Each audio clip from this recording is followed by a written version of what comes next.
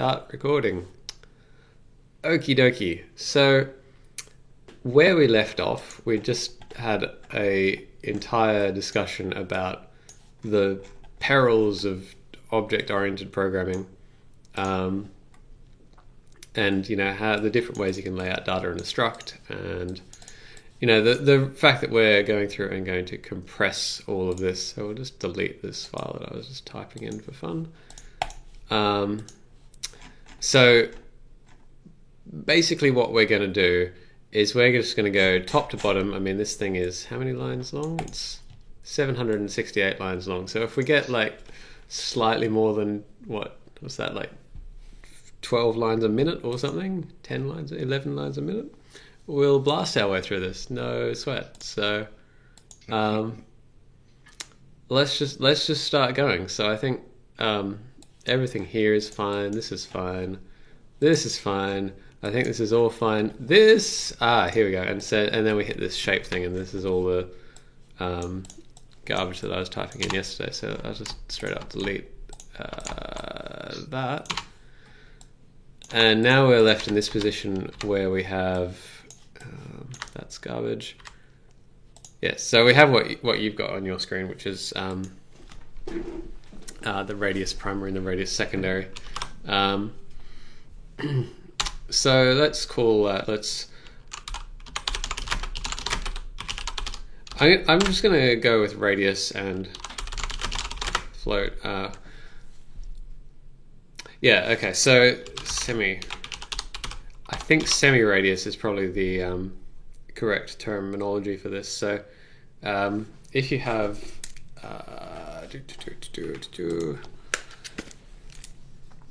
if you have an ellipse, this is the major axis, and this is the, I believe they call this the semi-major axis. And so we've got the radius and the semi-radius. And that's just going to save us a bit of typing. I should probably look that up.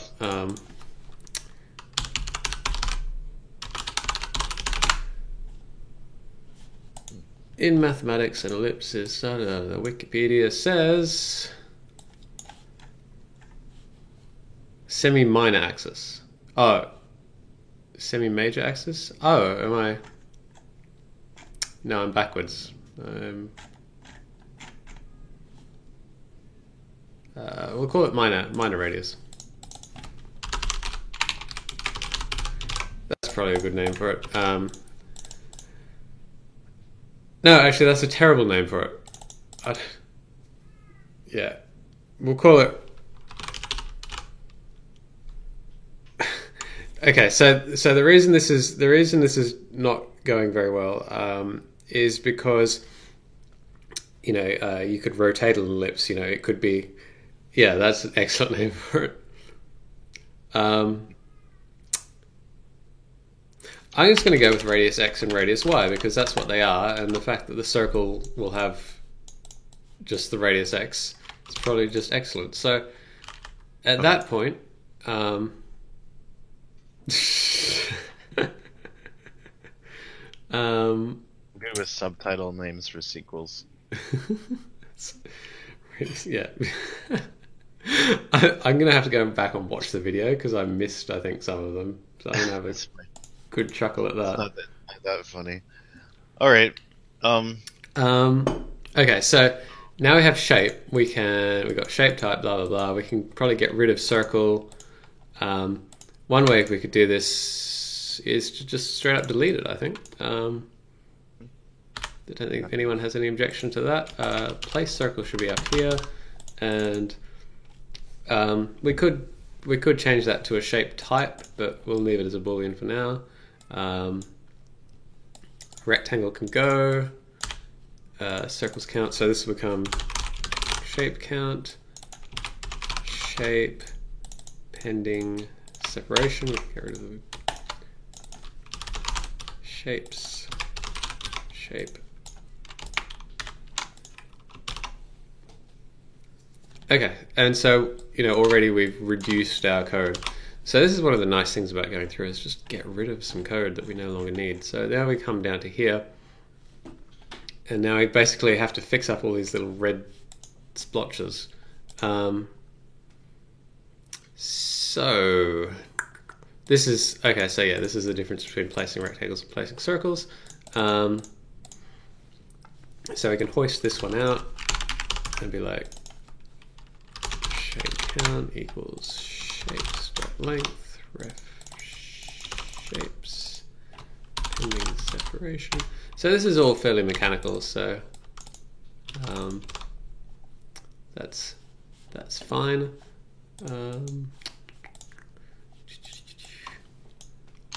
And now we have to figure out what the radius is for the two different shapes.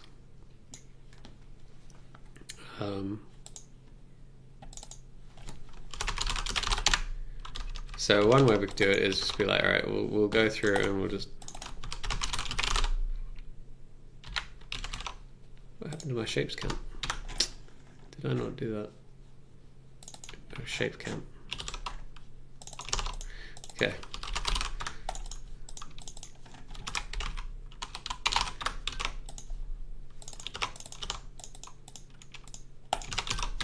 Okay, and so we've got a circle there. This one we hoisted. Rectangles, shapes count.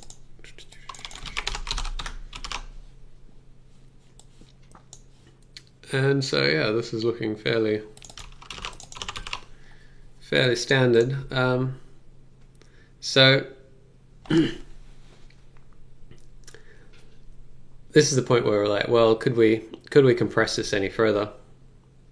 And I'm thinking that at the moment that kind of like this code here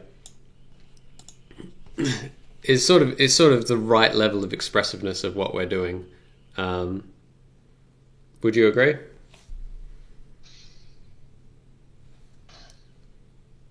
Yeah, I mean, you can't really. Yeah, I don't think you can get it any tighter than that. Obviously, different radiuses, different sources for radiuses, and so on. Like we could try and get it tighter, but there's not really any major need to get it tighter. I think also it's easier to like make the code work, and then after we're done, and then make another pass if we want to. Yeah, I mean, like if we come through and this goes from place circles to like now we're switching on the shape type and we're going to add like triangles, we might have to come in here and have another run through all of this anyway. But this is like the first thing. So shapes count is 0. And so we're back to doing sort of mechanical stuff. This case, there's now no difference between a rectangle and a circle, so we can get rid of that.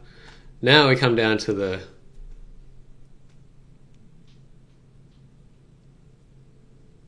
See, that's cheating. I don't see it that way. Sorry, you want me to... if you're going to do that, then I shall just do the same thing. It's handy to go through and just do it manually, just so you're making sure you're looking at all the code. But that's fair. That's fair. And I'm going to break on radius. That's the one thing I won't change, and that'll give me all the hints. Yeah. So we're do separate. You know what? I'm just going to do it. I'm going to back that out because I get what you're saying now. Yeah, I don't think there's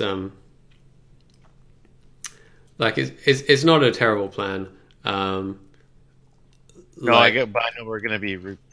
I mean, this whole thing will be. Yeah, we're gonna elide that, and now it's just like this. Yeah.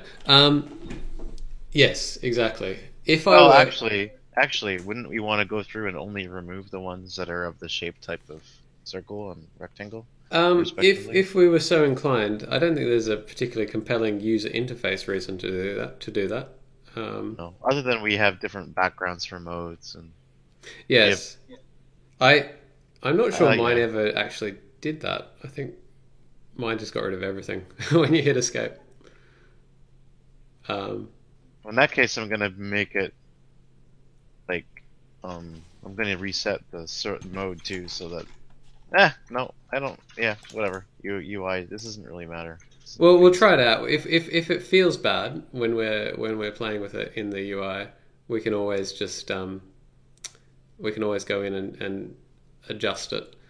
So for now, I'm thinking this whole section with rectangles, and you're way ahead of me, and you have code collapse on for loops, which is obviously very handy. We can just delete all that, and now do separation. We don't even need that comment because this is all the same. So for all of the shapes, and then j is I plus 1, shape count. And now we have to go through and sort this out. So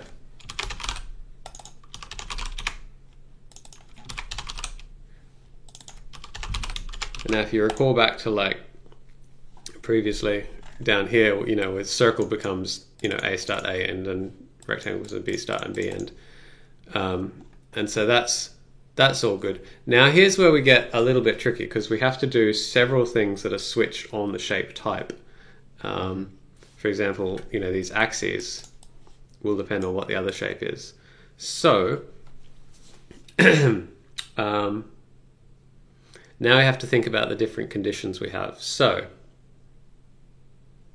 let's start by turning, and we'll get rid of this later, list vector2 axes equals new to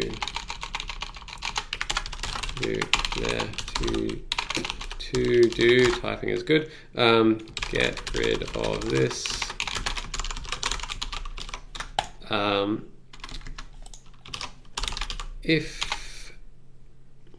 So we could do like a four-way switch, which is kind of what we're trying to get away from, but maybe it's okay in this case.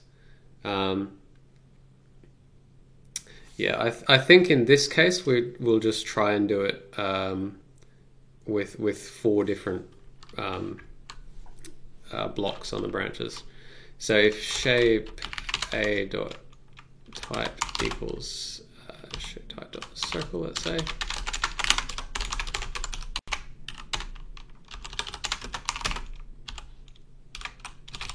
So let's go with circle because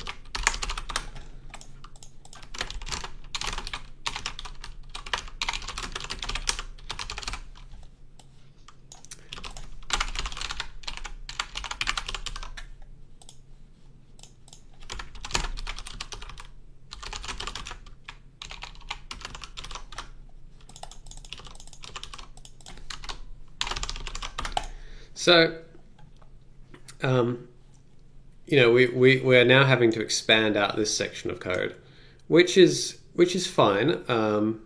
It just means that this other stuff out here, you know, we've been able to move all of the nonsense with different shape types into this one section, and so then we can think about trying to fix this up later. So let's see, we've got rectangle. Okay, so we need these things in. I'm trying to think what the best way to do this is. Function, create rectangle axes. Don't like that. Wouldn't want all the shapes though. You'd want like just one shape here. Oh no, it's shape versus shape. Yeah, that's rectangle versus rectangle right here, isn't it? I'm thinking rectangle versus shape because the shape A only cares about the position. No, shape A is a circle, if you recall. So that's actually all. Those first four axes are the ones that are coming off the circle, and the second set of axes are those coming off the rectangle. And I think you are right. I think that a method for getting the axes is actually probably correct, and I think you're onto something. So let's try that. Let's give that a go. Private static void, and then we're gonna have to do some thinking about how to output this as well. But for the time being, get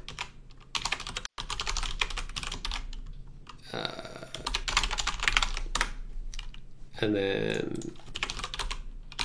to sorry.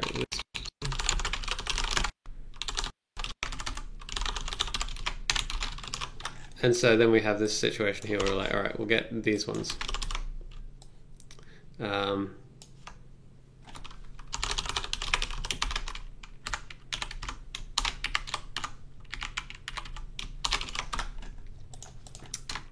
And then get circle.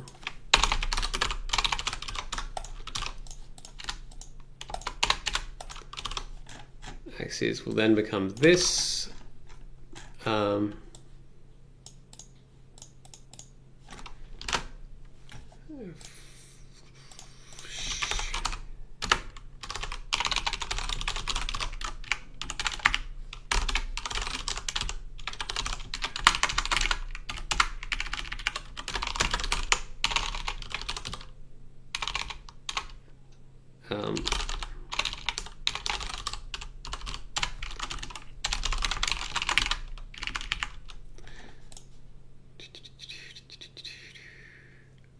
What am I doing? No, other shape. This is type circle. In this case is all this funky stuff here.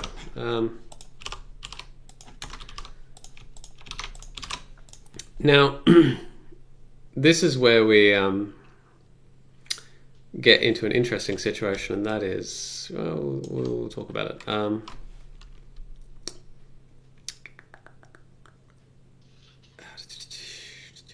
Add.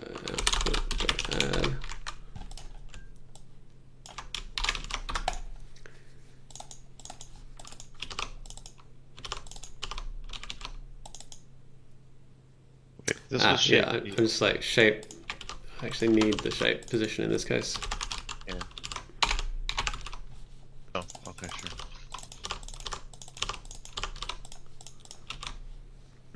So this sort of this points to a problem that we're going to have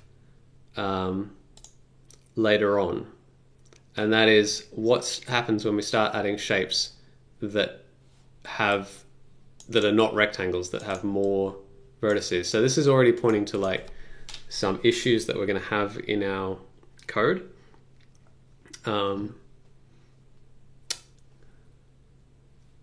Like if you think ahead, it's like, oh, we'll have triangles and we'll have polygons and so on. It's like, oh, we'll probably need a method that we can actually fetch out the list of vertices rather than just hard coding them like this. But for the time being, we will just stick these in like that. So we'll put a to-do on this.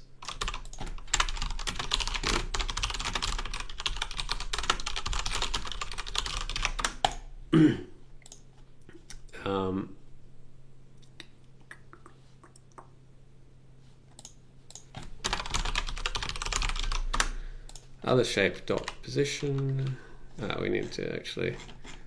Oh yes, we deleted that bit of code. That's fine. The circle versus circle is output dot add to dot normalize shape dot position minus other shape dot position. Really should probably be the other way around.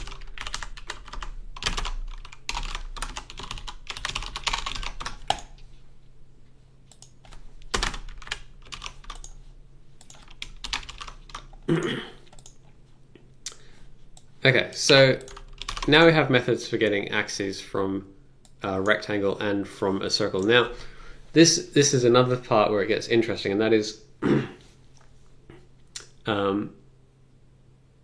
like if we did this the naive way, we'd potentially be eliding some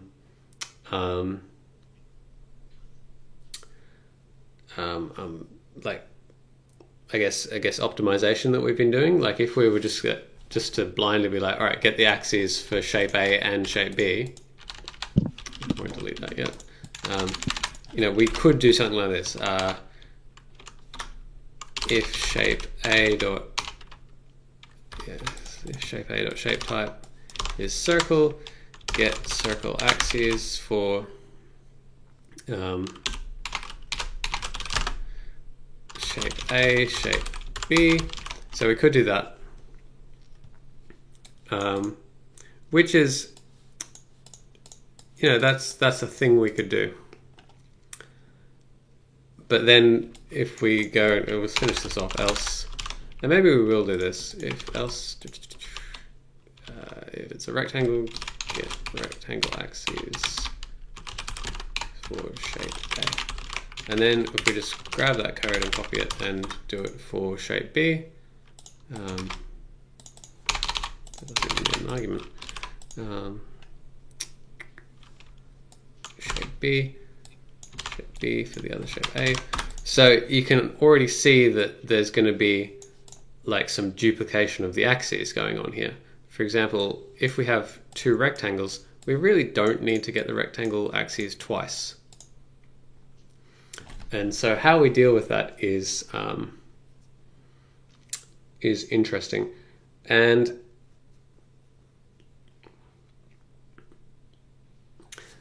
for the time being, what we could do is if shape A is not equal shape type, it's not equal to shape B dot shape B dot type. And you know, this is like, all right,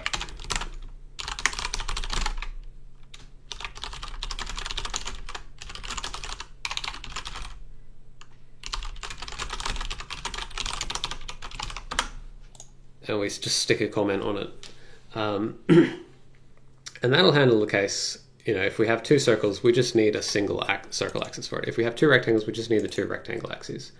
If we start adding rotation stuff, we're gonna have to be really sure we remember to go through and fix this up somehow, because this is like a special case.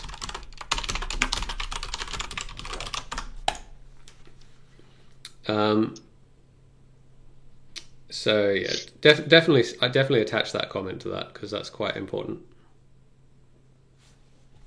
Well, we're gonna get rid of it. Oh no, not yet. We're gonna run with this for a while.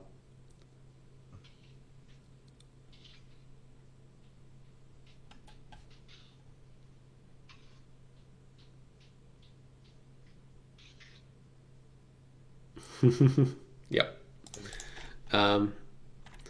So now we can go through and be like, all right, we have our axes. Do we need these? We need them for drawing, but I don't think we need them again otherwise. So we'll get rid of those. We have our axis array, separation axis, separation amount, did intersect. So now we have axes dot count.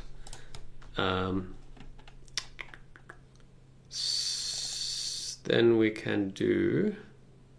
Okay, now we have to project onto the axes. Now this is a better case for this pattern because we don't have this like n squared thing where it's like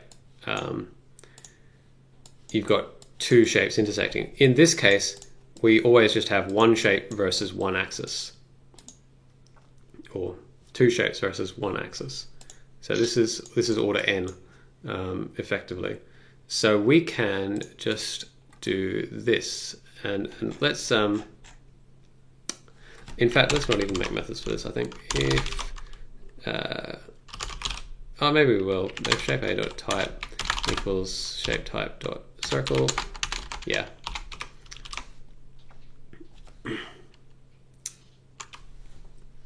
This can be A start and A end with the output. So this is the point where I don't like the fact that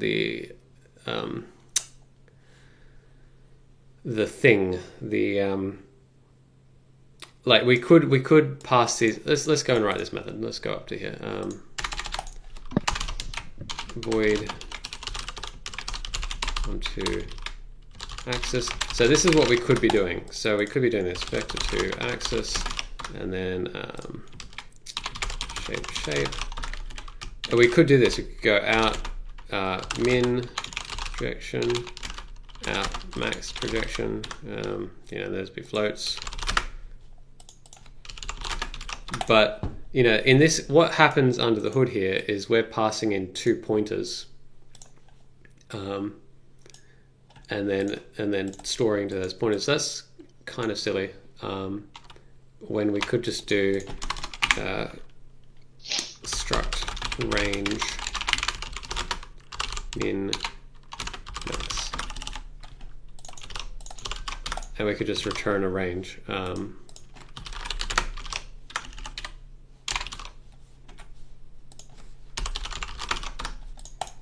Do this stuff now in C#7. We can return multiple things from a method. Oh, actually, no, it does that in a sane way, I think. I can't remember. Can't remember exactly how it does it. But, what was it? Because you used to have... tuple is a class, so it's like, that's going to allocate memory. And so... I didn't think it was a tuple that they're using now. No, so I think that's why I'm like, I can't remember what the blurb for C#7 was saying, but I think they do it in a sensible way. Now, okay, so output. So if we, in fact, so we kind of jumped the gun a bit, because what we would have done down below is like we would have done one shape and then realized, we've got to do 2 shapes. So why don't we just move all of it into a single method? If shape.type equals shapetype.circle, else rectangle, and then we can just grab this and grab this, and oh look, we did actually need the code for that. I thought we didn't. That's all right. We have another copy of it down here.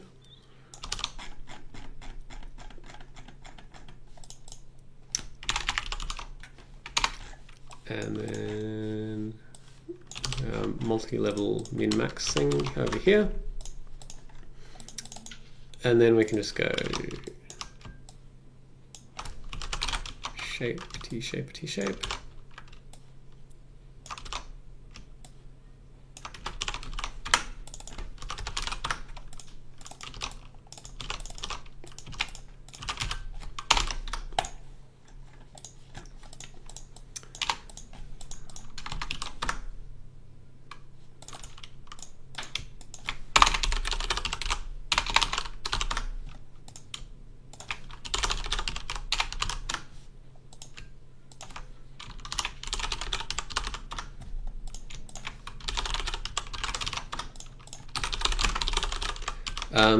Now, I'll just give you a sec to catch up. I bet. Too fast.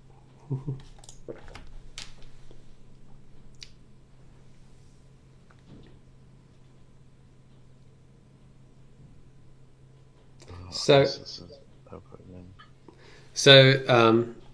what's interesting is if you were to write, in fact, if I comment out these lines, in theory the compiler will complain. There it goes. So this is a handy little pattern if you didn't know this. I think I've told you about this like for River City or something. And that is, oh god, damn it. Guess who had OBS set up wrong? That guy. Oops. Oh well. Oh well. That's fine.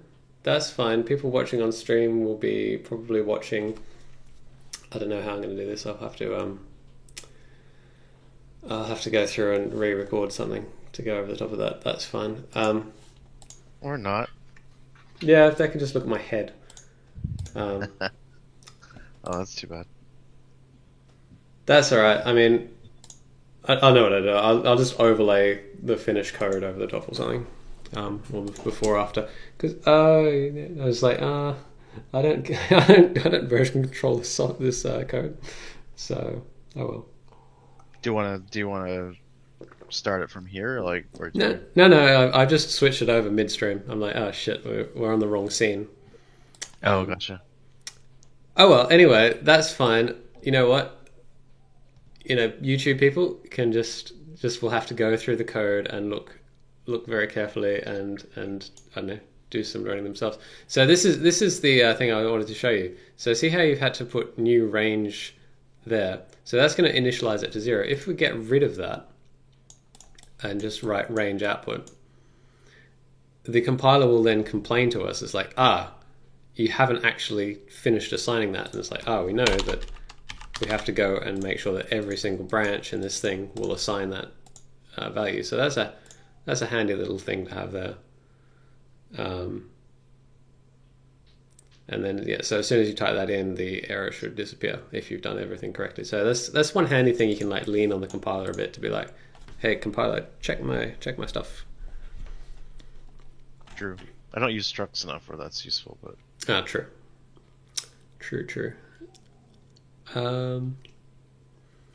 I think that's everything we have to do there.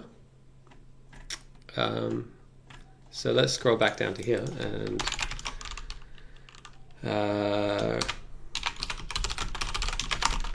equals onto axis the shape, which would be shape A, onto axis range B, actually shape B. wait a minute. Oh yeah, we need 2 ranges. Shapes 2 ranges. So this will be range A dot max.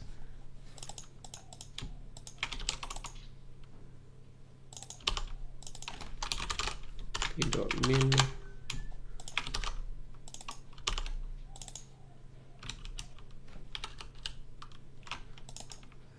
This be range B dot. I said n, didn't it?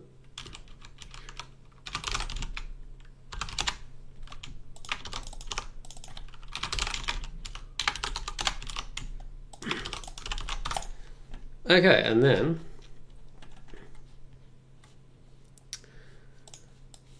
mass calculations. So we still have to have a little bit of switching over here. So static float get mass.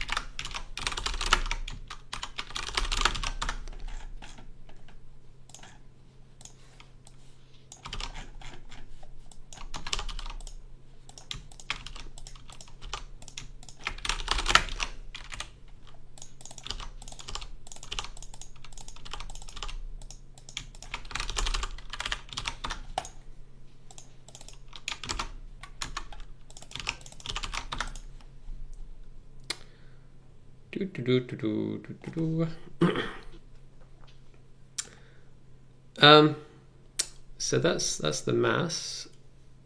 Is this 2 pi r? Or big? No, no, it's pi r squared. right. Oh, okay. Oh, whoops! I moved. That took way more than I did.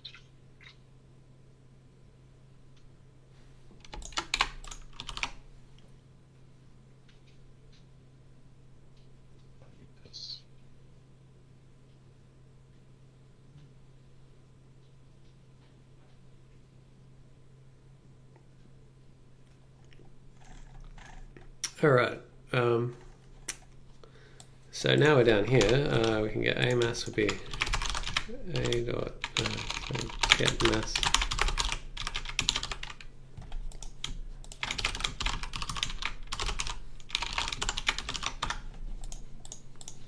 And then pending separation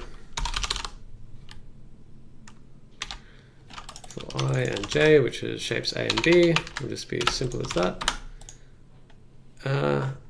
I think that's about it. Now I just need to go shape count, shapes dot position, separation, and then we clear it,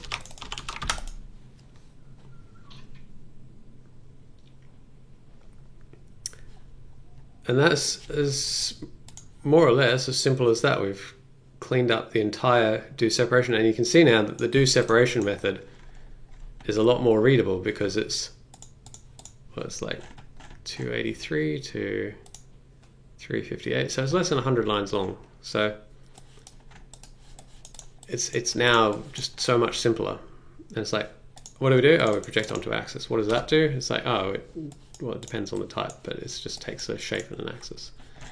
What amount of code did you do for drawing? So the unfortunate thing is here we've kind of gone backwards about this. So, but we'll get to that in just a sec. So the interesting thing here is, you can imagine like in an object-oriented way that perhaps you'd have, like get axis and project onto axis. Those could be members, and get mass could be member methods on a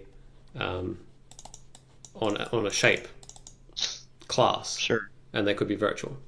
But as we were talking about, the other day, that's not necessarily the best or most desirable way to do things. Like doing this if statement here is useful, and that becomes useful when you can do things like this. It's like, we can special case this because we know what that's going to generate, and it just makes the code a lot cleaner. It also has this neat property of like it inverts where all the code is. It's like, all right,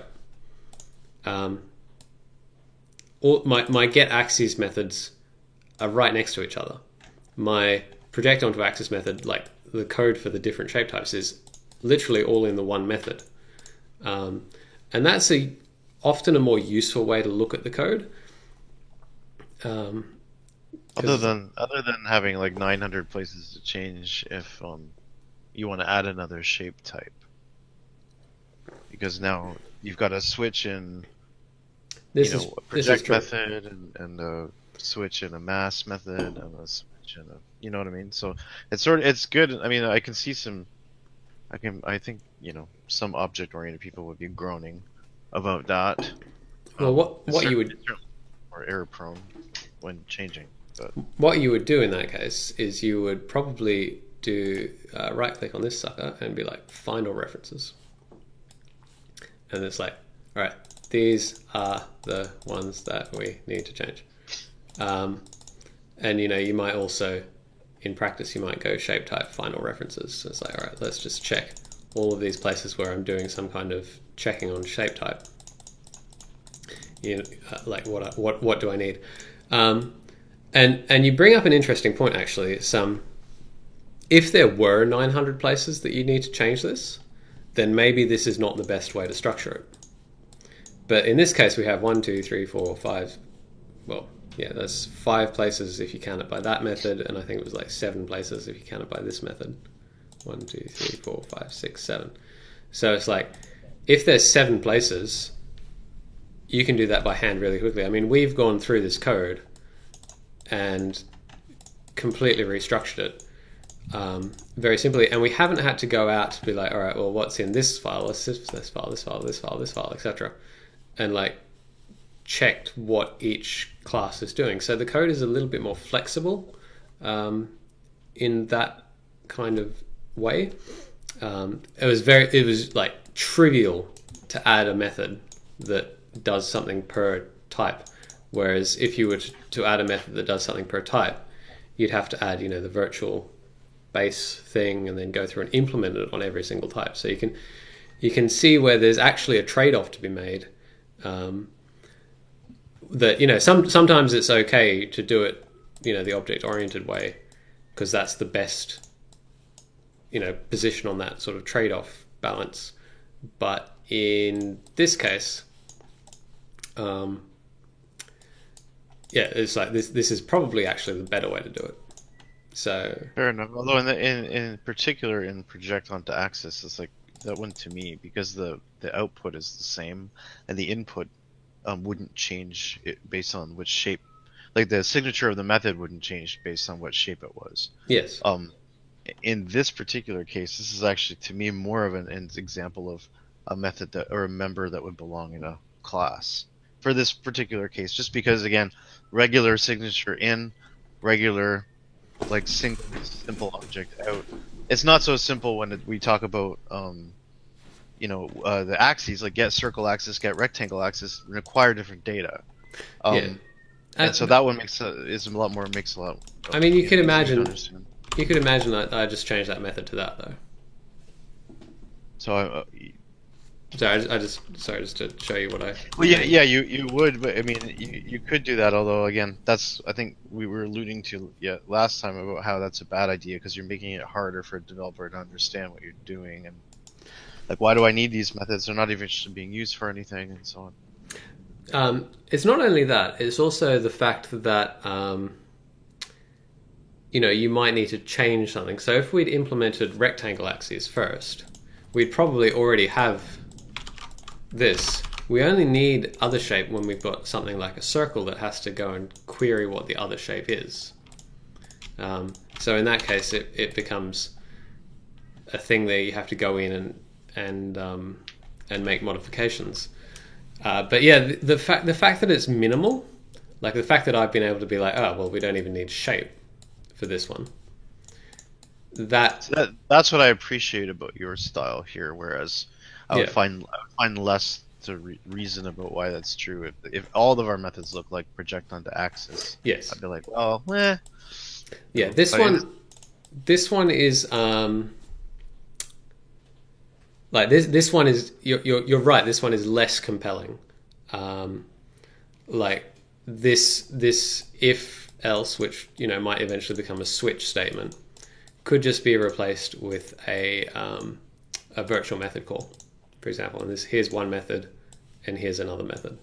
Or, I mean, you tell me. Like I don't recall exactly what the CLR is going to do, but with the interface, if we just had an interface for the shape, if we turn the shape into a class and we just gave the interface, that would have the project onto axis method, and the circle did the circle and the shape did the shape. We would are we paying the virtual table tax because of the interface? The interface is I was reading an interesting thing the other day about how they've updated how they did it. So the older versions, an interface is considerably slower than a virtual method. In the later versions of the runtime, they've done the same thing that Java does, because if I'm not sure how much Java programming you've done, but if you recall, like the default in Java is that methods are always virtual. Yes, and they love them some interface. And so what Java did for the longest time, I think they called it like hotspot.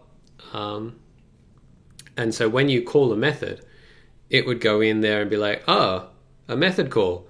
This method call is always going to the same place. I'm going to patch it out with a direct call with a little counter on it. And it's like, we'll call into what we expect to be the right place because it's always gone there. And if it goes somewhere else, we'll go in there and we'll repatch it to like a dynamic call and so on and so forth. Interesting. So there's actually there's less overhead than you might think, but there's still quite a bit of overhead. Because if it has to, like, if we made a scene with like all circles, that would actually get fast. Whereas if we were like circle, rectangle, circle, just completely at random, that method call is going to be completely unpredictable, and so it's going to have to go the like slow way of accessing the interface table, which is slower than the virtual method table. Interesting. So by keeping the branch within this absolutely fixed member, then there's no way for it to do that to you at that point, right? You're just going to pay the basically free if check, and that's it. So what will happen is we'll hit this if, and because this is data, this is going to be like a 50-50 chance of being predicted or not. But the same thing applies. I actually had notes for this. Where are my notes? The same thing applies for the virtual table. like the thing is, CPU branch predictors are really, really good. But this is technically an unpredictable branch because this is user data, and who knows, what the user is doing. It's probably somewhat predictable. Like if you can imagine, if we have a pinball game or something, for example, the moving objects are always circles. So this is always going to it'll be like, all right, circle first, then rectangle, or circle first, then polygon, or whatever in a real program. It will actually predict this branch, and at that point, this will go away. It will do the same thing for a virtual method call. It should, in theory, and this is kind of stretching my CPU knowledge, but it should, in theory, take the correct branch when it goes through a virtual method call. What that will do then, like it will branch predict to the right place, the right one of these methods, if we make them methods. But then it will also have to go and insert a whole lot of memory accesses and stuff, and it will verify after the fact whether or not it went to the right branch. And depending on what else you're doing on the CPU, that could be wasting what do you call it? The units that do work. Oh, right. You told me them last time. I know. We looked up a little image of them. Let me see if I can CPU block diagram. Yeah. Let me see if I can find something. Like this is roughly the situation we've got going. Can I get like a modern one? This is looking good. Unet something. This is actually unit. Sorry. Oh, I'm just reading it. Something about units. Yeah. So I'm just trying to find one that's actually like some of these are looking like it's like, all right, there's an 8-bit CPU which works very differently to a modern thing, and some of these are like there's a motherboard block diagram. I've like just blanked out on the exact terminology to use to get the exact diagram that I want.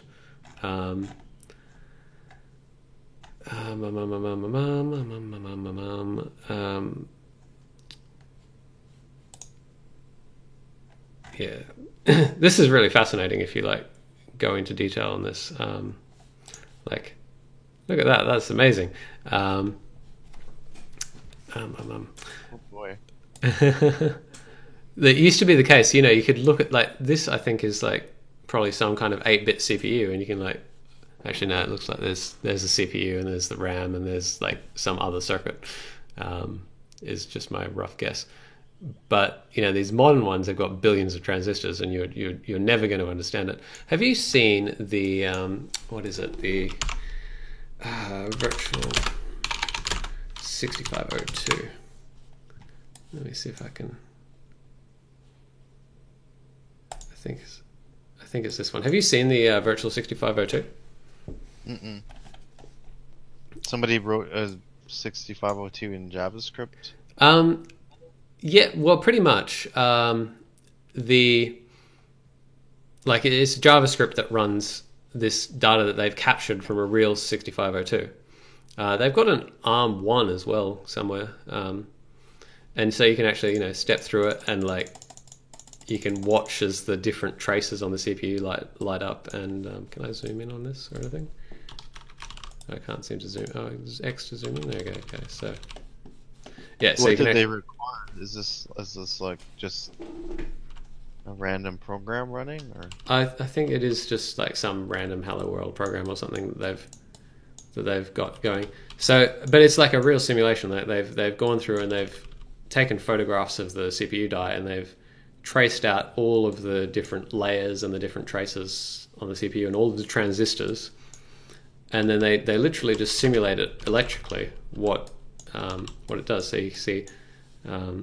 One day I think maybe we should have a discussion about how this actually works, because it's quite interesting and kind of useful. But a modern CPU has this diagram seems it's not exactly what I want, but it has this thing where it sends it issues multiple instructions at the same time. So it's got a couple of ALUs, a couple of AGUs. I think that stands for address generation unit, that like writes data to memory. So it's like, okay, I'm doing an instruction like add. Oh, geez, my assembly, like I don't ever write an assembly, so EX, I don't know, something like this, and then it'd be like, well, actually no, it would be more like add. Geez, I think you do it like this. Like this is like someone who can code assembly is going to be on the comments being like, that's totally wrong. But something like this is like, all right, take the address of whatever's in EAX and add it to ECX, and then it's like, all right, move, I don't know, ECX.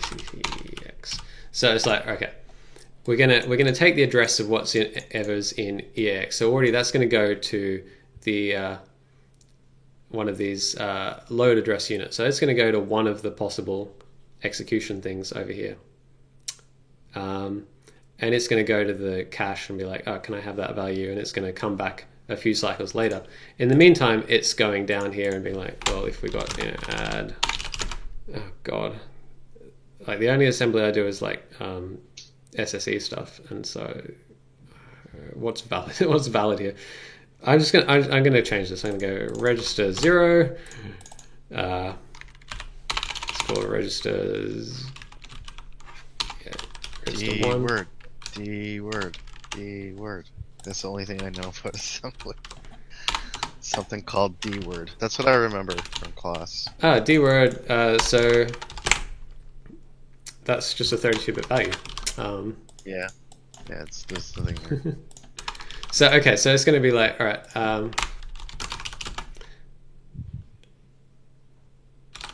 Let's say we're just moving data around.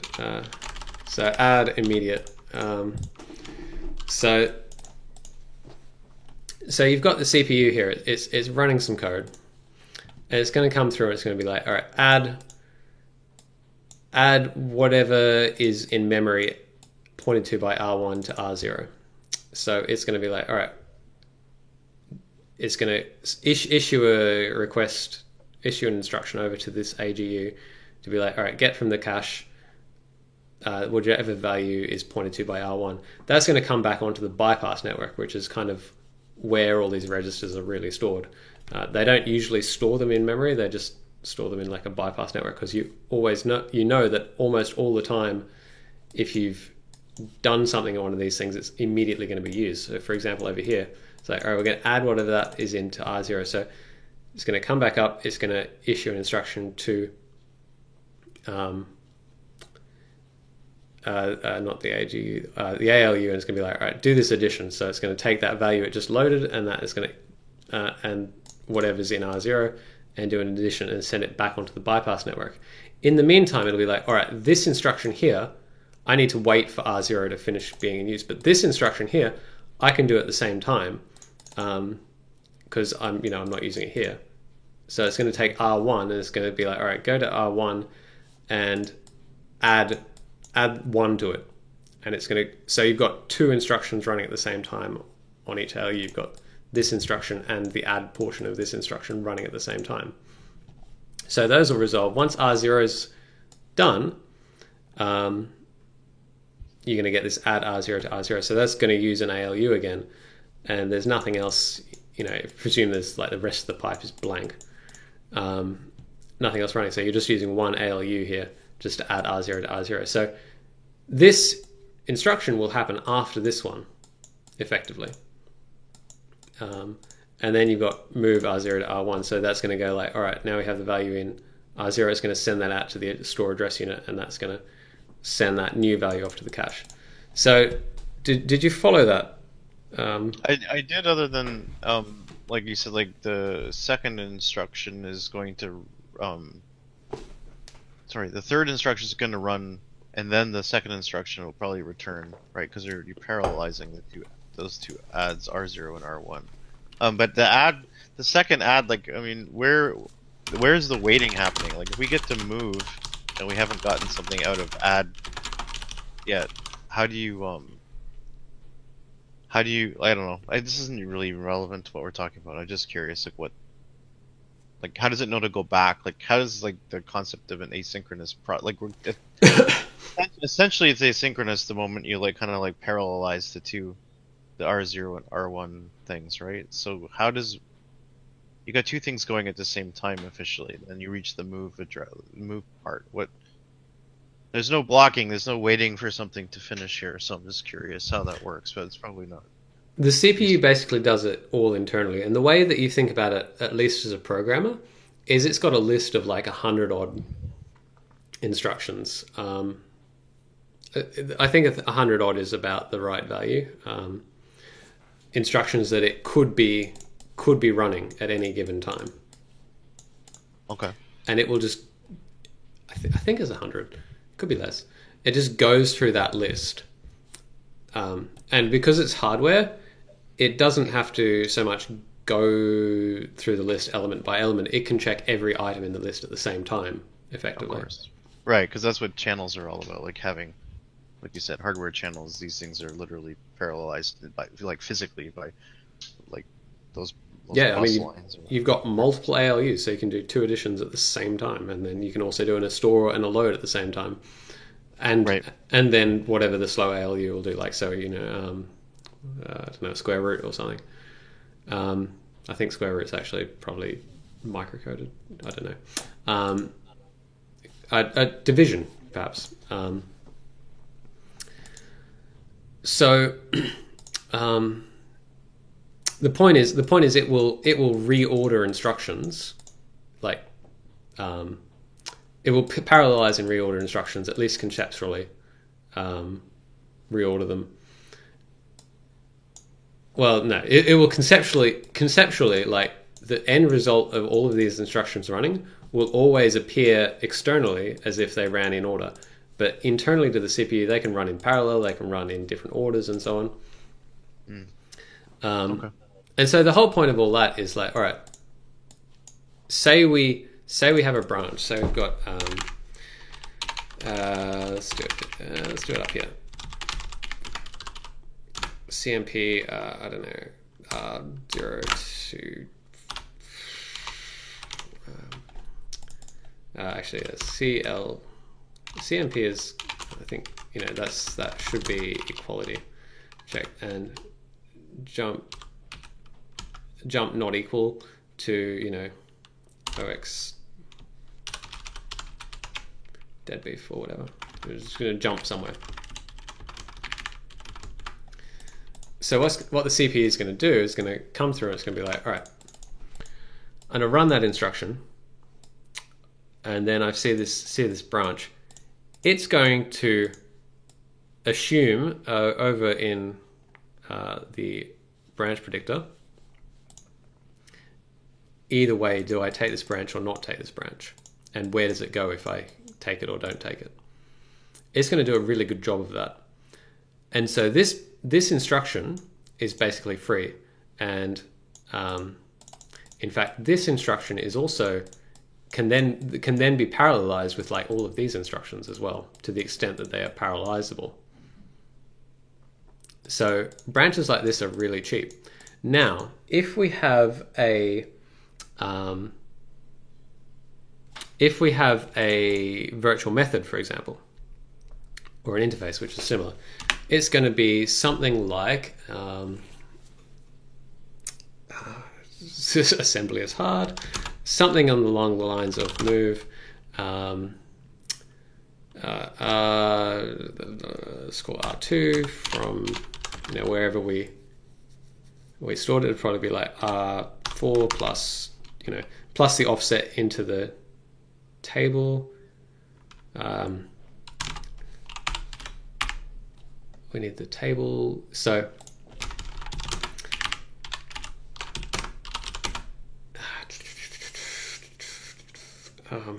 okay, so we have to load up the vtable pointer. So we're going to get R4, so let's call it R3. So there's going to be something along the lines of that. Okay, so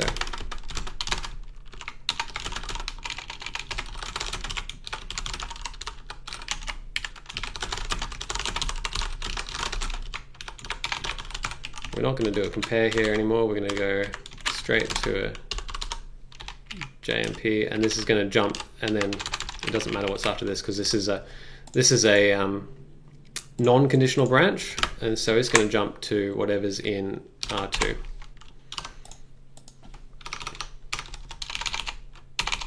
So, and then this will be, so this will be our assembly code for whatever's in R2.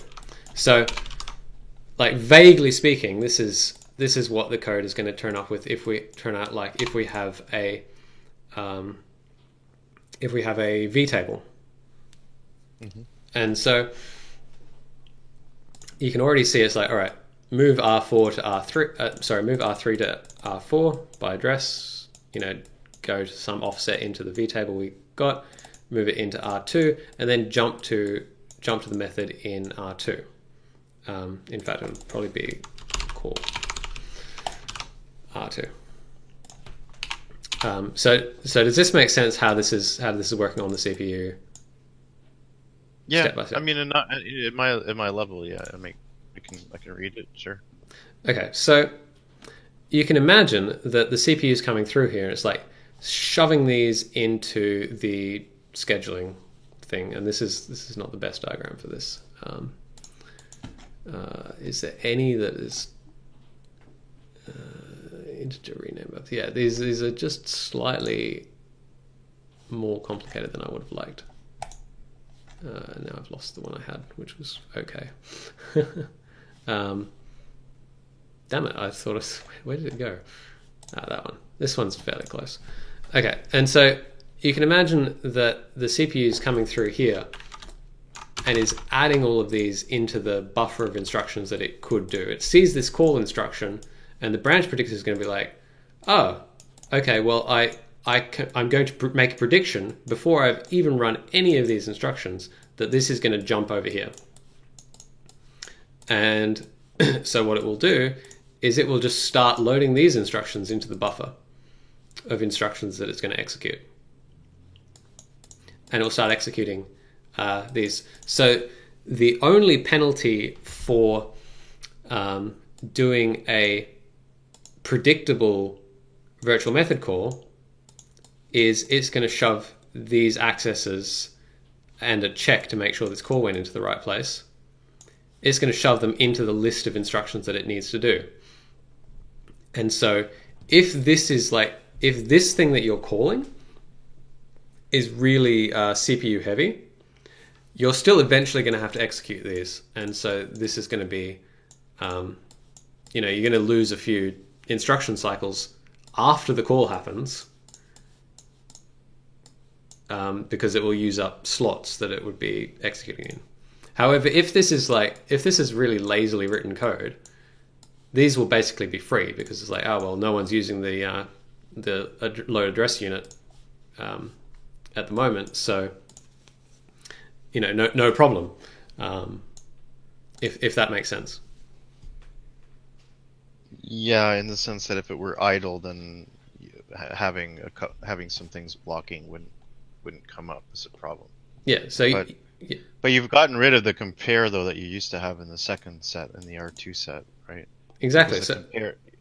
So I mean, it's almost, I don't know. I think you're trying to argue that it's worse to do it this way, I think, but no. What I'm saying is it's slightly worse. It's like the other one was what was it? It was like CMP to 3 or something. Well, it's probably compare to an immediate. So it's like, okay, compare to immediate. It's like, give me this type, compare it to circle. So it's going to be compare it to 0. J jump if equal to,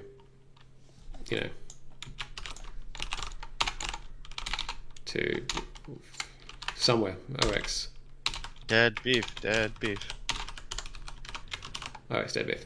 And so, again, the CPU is going to have to run these instructions eventually, but the branch predictor is already going to send you here and start executing these. So you're basically comparing what is that compared to that. Mm-hmm. And the difference is almost nothing. So, yeah, I mean, that's kind of it. I mean, again, I'm totally open to changing styles and that, and I totally also understand how, like, to talk about making shape into a class and adding methods is probably in the compression-oriented scheme. This isn't the time for that. So simply because we haven't gotten there yet. So here's the other downside of this method. Now it's like, look at my notes. Like there is a downside, isn't there? Yeah, there is.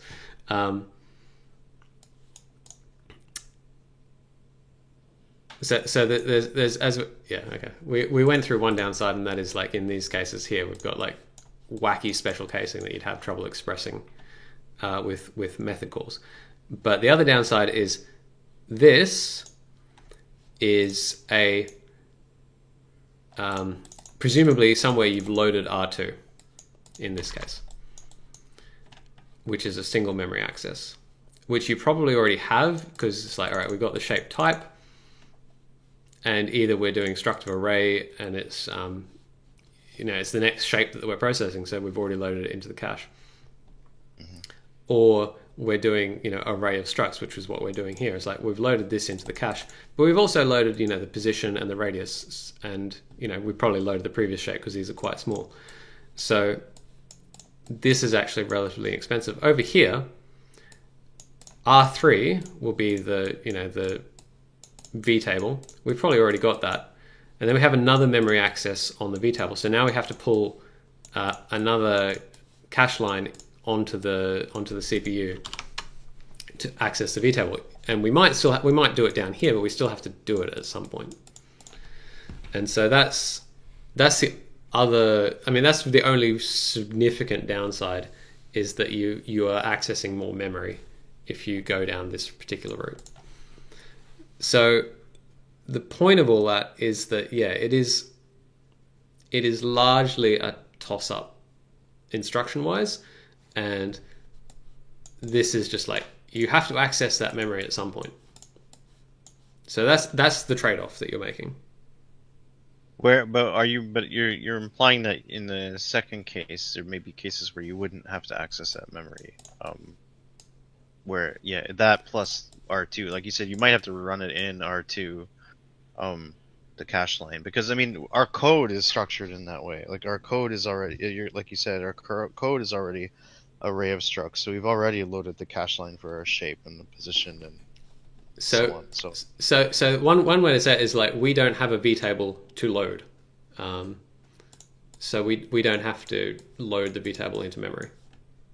So that's the saving. Self-evident, but I was thinking more about. Okay, I misread you then. I misread you because I thought you were saying that it's something in R2 may end up having to load up another cache line, but whereas the vtable version would guarantee that we would have to.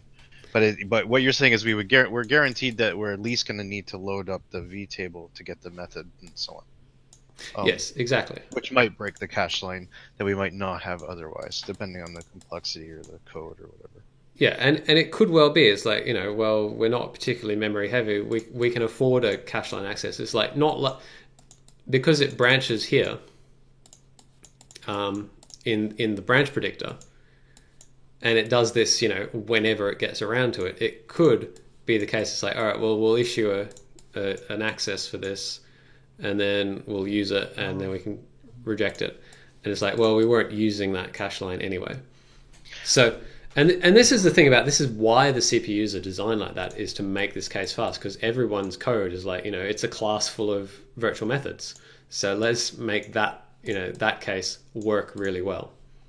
Right. Oh, and I missed it the first time, but now I'm hearing that you're saying that like the branch predictor, since it's going ahead of things, it doesn't need the virtual table because it's just going to kind of poke that method on its own. So it's kind of like do this as fast as possible, and then catch up later, because like we care more about the result, and then we'll move on to, we'll do the cleanup like kind of like after as it's happening, right? Yeah, like and we'll load up so that to make sure we got the right branch. And so, I mean, I guess that's the other point that is worth considering, actually. And it's like, okay, what if the branch predictor mispredicts? Which it might in our case, because as we were saying, this is not necessarily predictable. This is user data. If the user enters like literally random data, the branch predictor is going to be wrong, like, I don't know, 33% of the time, 55% of the time, or 50% of the time, or whatever. The branch predictor is going to give the wrong result. So what happens in the case where the branch predictor is wrong? In this case, it's like, all right, we skip over this jump instruction and just start adding that to the pipe, adding these instructions to the pipe. And then we come back to like, oh shit, this comparison that we based our jump on was wrong. R2 in fact is like 1. And so what we're going to do, we're going to have to go back and we're going to have to pull all of these instructions out of the pipe, go back to where the jump was, and for not jumping, and do the other side of that branch. Mm-hmm. And just fall through there, and so you can imagine that's like either that side or that side. And in that case, you're taking the branch misprediction hit, which is somewhere in the order of like, it depends on the CPU, but say like 14 instructions on a relatively modern CPU. So it's 14 instructions ahead, and it's like, oh, life is great. It's like, oh no, up here you mispredicted the branch. It's like, all right, we're gonna have to roll back like 14 instructions and try again. Mm-hmm. In this case, as we were saying, if it misses this vtable, which it probably won't, because it probably will be in cache, but then we're using up a cache line that we could be using for other things. But if it misses this vtable, it's got to spend like, what did we say the other day? I think it was 20 cycles to get to L2. If it's in L2, which is probably, that's actually probably pessimistic, but we're wasting 20 cycles to wait for this result, and then we have to roll things back. So it's like, all right, we've wasted upwards of 20 cycles. I don't know what the exact amount is off the top of my head. I don't know. I don't think you add the mispredict late. Or do you? I was gonna say, is that over and above the misprediction hit? So is it like actually 34 or 37 because you're taking the 14 cycles for the misdirect? And I don't actually know. That's now reached the limit of my CPU knowledge. But suffice to say, it is longer. So the point is, like, this is slower, but it's not much slower. It's really close to as fast as this. Right, so, and I mean, it is today in this current situation, and it's an easy argument to say, "Oh, we should keep doing it the other way." So we have to rely on other. I mean, I get it. I don't know. I think I can see both. Well, that's kind of the point. It's like, all right, this is going to be like maybe 20% slower in rough figures. Probably less. Probably like 10% slower. Than this. And I guess it just comes down to, is that worth? And you find if you like if you go and look at like benchmarks, like people who've like, should I do a virtual thing or should I do this? It's only a few percent. It's like 10% or so. Right. So like in practical circumstances, and that's why it's like, all right, well, we've got one extra thing sitting in the the instruction list to execute, or we've got this we've got to load the vtable from somewhere that's slower than L1. Of course, in this case, in fact, even if the vtable's in L1, that's 3 cycles waiting for the vtable, whereas this is this is directly accessible because it's on a register, I guess. Yeah, That's probably correct. So yeah, it's not that much slower. If it was an interface, it might be a little bit slower because it has to do a bit more funky stuff, particularly if it's not a predictable interface call. So anyway, the point of all that is it's useful to think about those performance characteristics. But if it turns out the case that the code is cleaner, if we make this a class, and we make this like a method table, that we're actually not paying that much of a performance penalty for that. The performance penalty is going to be in the fact that the memory for this, like you can imagine that if I went up here and I'm like struct shape is now a class shape, and if I was doing this all over my code, you can imagine that the memory layout for this in memory is going to be something like, here's a shape, here's a shape that we're accessing and we're having to indirect through that, which is slightly annoying. But then there's like foo, bar, shape, foo. And then we come back to this other problem, which is the fact that when we're accessing these things, it's like, all right, well that fits in the cache line. It's like, oh, whoops, we've wasted space bringing this into L1 cache, because there's this garbage in the middle here that we don't actually need. And so that's the thing we were talking about like a day or a couple of days ago. The other problem, of course, with this, and like, unfortunately, you can't do the combine thing, which is like struct with virtual get mass. I mean, you can fake it with an extension method, I suppose. But you couldn't do it in the proper. You couldn't do it with an override, so never mind that. Yeah, that cancels that benefit. Exactly. Which, I mean, you bring up an interesting point, and that is like, if you want to program that way, which is a perfectly reasonable way to be programming this, there's no reason whatsoever that we couldn't just go in here and be like, this shape. Is that all I have to do? I think that's all I have to do to make this work. Yeah. Oh, sure. Yeah, that's syntactically. I could do that. This is maybe this ref shape. No, maybe I can't. Okay. Oh, but yeah, like okay, this shape, and then you have the syntax for it. Mm-hmm. And so if like you wanted to program it that way, which is not an unreasonable thing to do, then you could do that. It depends on like what kind of style you like. I mean, that's not hurting anyone. So that's sort of the situation on the CPU and stuff. And anyway, let's just comment out all of we have to draw. Let's go back to here. We'll finish off our draw method. We have to at least draw these things so we can see where they are. So all right, for all of the shapes, shape count.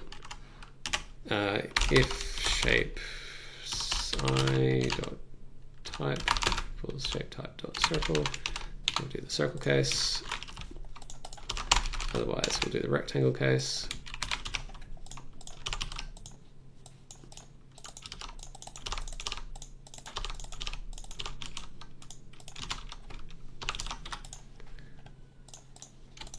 And then we'll scroll down to here, and we've got all of this stuff here that, maybe at some point we should go through and correct, but for the time being, we're just going to straight up comment it out.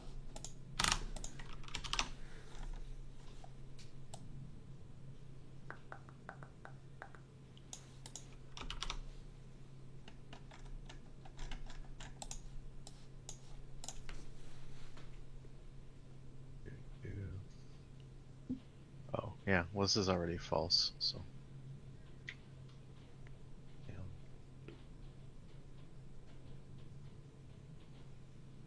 Where are you at? Oh, you're already done? I'm already done. So basically, I just commented out all of the drawings. So this if false thing, and this, if circles and rectangles equals 1, and this if circles count equals 2. Okay, I gotcha. I'm thinking where you are now. Just made it all nice and green. Or grey in your case. And so in theory, if we run this and we haven't screwed up, we should be able to draw, you know, a rectangle. Oh boy, look at that. It looks like we've made a mistake. Speak for yourself or something like that. Oh boy. Okay, so, well, I've made a mistake, so I'll go and fix that. But if you hit space, does that separate nicely? Hey! Alright, I've just made a silly error somewhere. Let me see if I can find it real quick.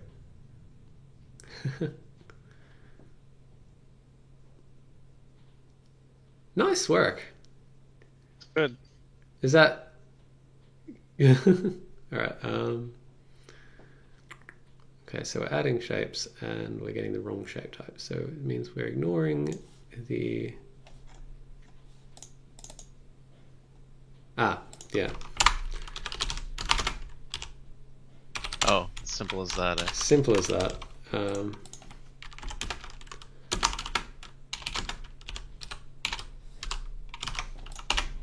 Forgot to put that one in. So in theory, you know, oh look, they separate beautifully.